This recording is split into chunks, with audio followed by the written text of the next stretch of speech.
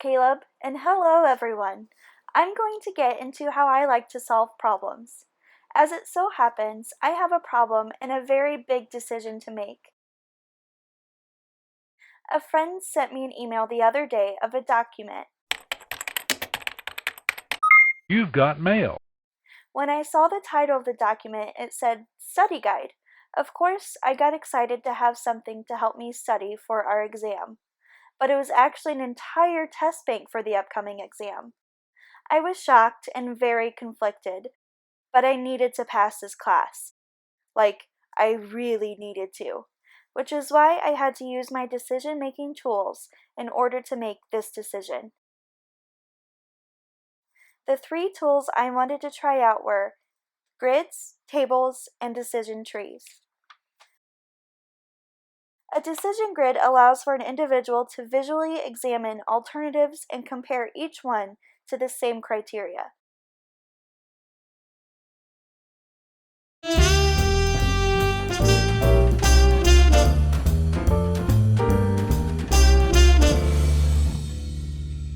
When making my grid, I listed my two alternatives, to cheat or study. The criteria I used to justify each alternative was my ability to pass and was this act ethical. I gave myself a deadline and tried to make a decision. Option 2 is a consequence table. Consequence tables list objectives for solving a problem down one side and rates how each alternative would or would not meet the desired objective. My two objectives were if I passed the class by cheating or took my chances and studied for myself.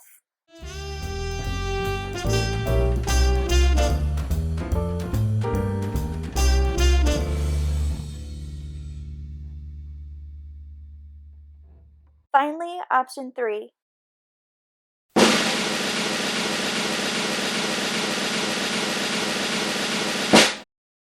Decision trees. No, not that kind of tree. Decision trees are a tool to visually see the decisions tied to their outcomes.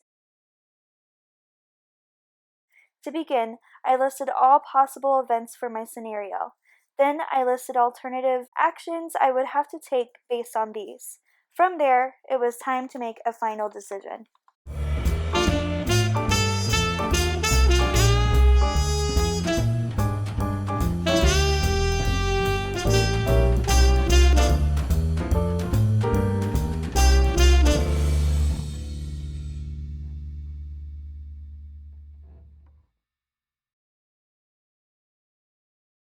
Now you may be asking, Cassie, what made you make your decision?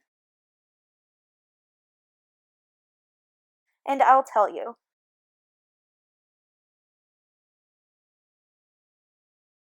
It's because everyone has their own unique values, life experience, preference, and individual way of thinking, which is why I will make decisions best suited to me compared to anyone else. So my decision not to cheat works best for me. So how can you be a successful decision maker?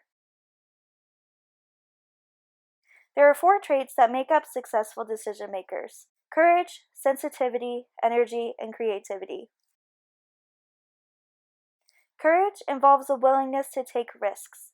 It's important to be sensitive to situations and other people involved in the process. Energy gives you the boost to take and make things happen. Creativity opens the door to more ways to solve problems. Alright, now there's 2 things to remember. Number 1, tools can be a great catalyst to help you make a decision, and these tools that I used were grids, tables, and my decision tree. And number 2, the 4 qualities of a successful decision maker are courage, sensitivity, energy, and creativity. Thank you.